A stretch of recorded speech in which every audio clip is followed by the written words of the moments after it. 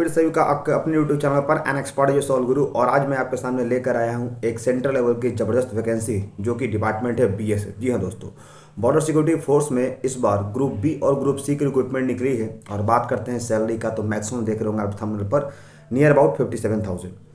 So basically ये video उसी पर रहने वाला है और ये सभी बच्चों के लिए एक सुनहरा मौका है जो बच्चे इसके लिए योग्यता रखते हैं। क्या इसका सिलेबस होगा, क्या पैटर्न होगा, कितनी इसकी समय सीमा होगी, क्या इसका पेपर का स्कीम रहने वाला है, और सैलरी तो मैंने पहले ही आप लोगों को हाईलाइट कर ही दिया है। सो ये वीडियो सबके लिए इंपॉर्टेंट रहने वाला है। देखिए, आप इसके योग्यता अनुसार होते हैं तो इस फॉर्म को भरिए, क्योंकि जाहिर सी बात है मेहनत एक बार होती है, लेकिन उसका वो अवसर जो होता है वो हर बार देखा जाता है। कहने का मतलब है तैयारी एक बार होती है, लेकिन उस तैयारी के बल पर सारे फॉर्म भरे जाते हैं, क्योंकि एक साल में आपके पास जितने भी विकल्प होते हैं उन सही विकल्प का इस्तेमाल करते हैं, तभी आप समझदार व्यक्ति कहलाइएगा। ठीक है, तो वीडियो को शुरू करने से पहले जो नए व्यूअर्स हमारे चैनल को पहली बार देख रहे हैं उनको बताना चाहता हूं कि इस चैनल पर आपको बिहार के सभी एग्जाम के बारे में, खासतौर पर बिहार विधानसभा और बिहार विधान परिषद का लेटेस्ट अपडेट बताया जाता है। और ऐसा नहीं केवल इसी एग्जाम के बारे में, खासतौर मैंने बोला क्योंकि इस सेक्टर में बेसिकली बिहार विधानसभा और परिषद के बारे में पहले कोई अपडेट नहीं देता था, तो मैंने ही उस अपडेट को शुरुआत किया। हालांकि आज हमारा देखा देखी, मतलब हमारे देखा देखी हमारे काम करने के तरीके के साथ साथ बहुत लोगों ने उस पर फोकस किया है, लेकिन फिर भी सबसे पहले नोटिस का अपडेट हो या फिर कैंसिल नोटिस होता है वो आपको इसी चैनल पर देखने को मिलता है। साथ ही साथ सेंट्रल लेवल में जितनी पहले वैकेंसी आती है उनका तमाम एनालिसिस किया जाता है, जैसे उसका पेपर एनालिसिस हो गया, उसका एग्जाम पैटर्न हो गया, उसका रिजल्ट का एक्सपेक्टेड डेट हो गया, तमाम चीज़ें यहाँ बताई जाती है। इसलिए अगर आप बिहार के और तथा देश के किसी भी एग्जाम की तैयारी कर रहे हैं और अगर आपको सही समय पर सही अपडेट चाहिए तो आप हमारे चैनल सब्सक्राइब करके बेल आइकन हिट कर सकते हैं। साथ ही साथ वीडियो अपने दोस्तों को भी शेयर कर दीजिएगा जो ग्रामीण क्षेत्र में रहते हैं और कहीं ना कहीं उनके पास अवसर की कमी होती है।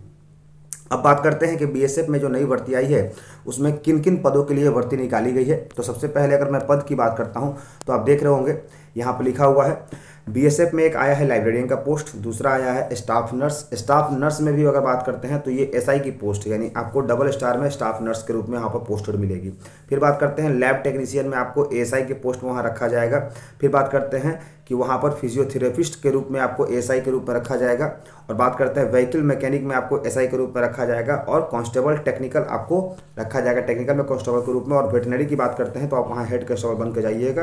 और अगर कैनल की बात करते हैं, यानी जो बेसिकली कुत्ते का जो डॉग स्क्वाड होते हैं, उसमें आपको कांस्टेबल के रूप में रखा जाएगा।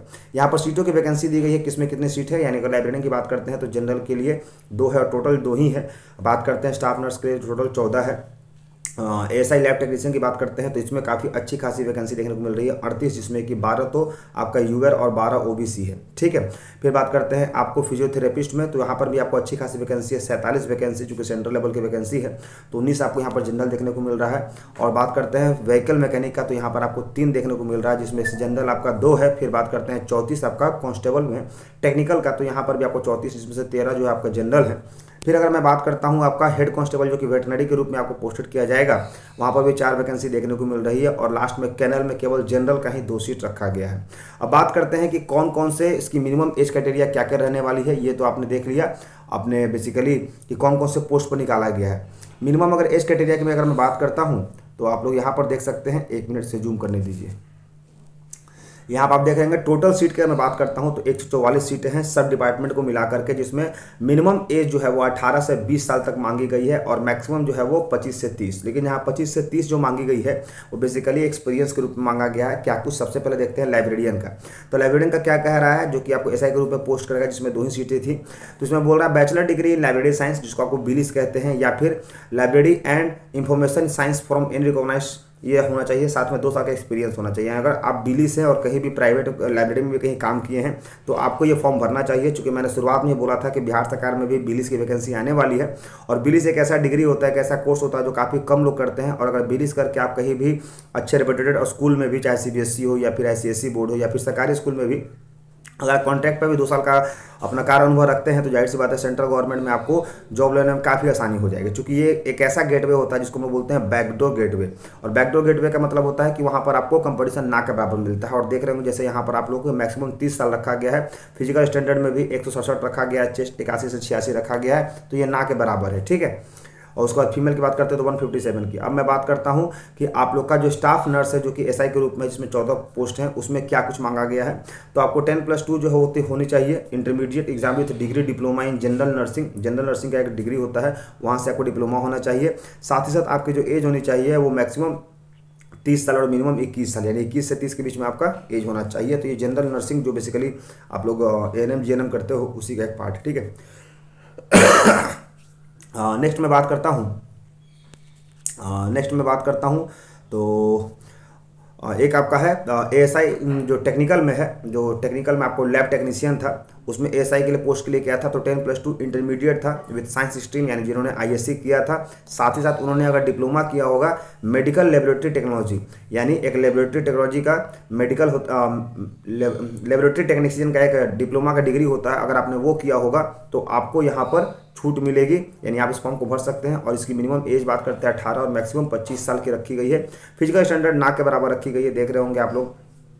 चेस्ट की बात करते हैं तो 76 से 81 सबसे कम, फीमेल की और भी कम यहाँ बता रखा है। उसको अगर बात करते हैं कि आपका फिजियोथेरेपिस्ट में जो सब इंस्पेक्टर आया था यानी असिस्टेंट सब इंस्पेक्टर, उसके लिए क्या है, तो आपको 10+2 यानी आईएससी तो होना ही चाहिए, साथ ही साथ डिग्री होना चाहिए या फिर डिप्लोमा होना चाहिए फिजियोथेरेपिस्ट में। तो फिजियोथेरेपिस्ट का एक 6 महीने का डिग्री होता है, अगर आप वो भी कर सकते हैं या फिर कर लिए होंगे तो वो भी आप कर सकते हैं। तो मैं तो यही कहूँगा कि जो बच्चे 10+2 के बाद अगर कहीं आईएससी अगर किए हुए हैं और कहीं तैयारी कर रहे हैं तो साइड से ये डिग्री ले ही लीजिएगा, क्योंकि बीएसएफ हो या फिर सीआईएसएफ हो, हमेशा ऐसे फिजियोथेरेपिस्ट का ये लोग कह सकते हैं फॉर्म निकालते रहते हैं। तो मेरा आप लोगों को फ्री ऑफ एडवाइस है कि जो बच्चा आईएससी किए हुए हैं और कहीं ना कहीं तैयारी कर रहे हैं तो एक ऐसा डिग्री रख लीजिए जैसे फिजियोथेरेपिस्ट का। तो फिजियोथेरेपिस्ट का 6 महीने का डिप्लोमा होता है, अगर आप वो कर लीजिएगा कहीं से भी तो आपको कहीं ना कहीं भीड़ से आप हट जाइएगा, आप बैकडोर का इस्तेमाल कर सकते हैं और आसानी से जॉब हो जाएगी। जैसा कि आप देख रहे होंगे यहाँ पर लिख रहा है diploma in physiotherapy and 6 month experience, तो आप यहाँ पर डिग्री ले सकते हैं यहाँ पर, ठीक है, फिजियोथेरेपिस्ट का।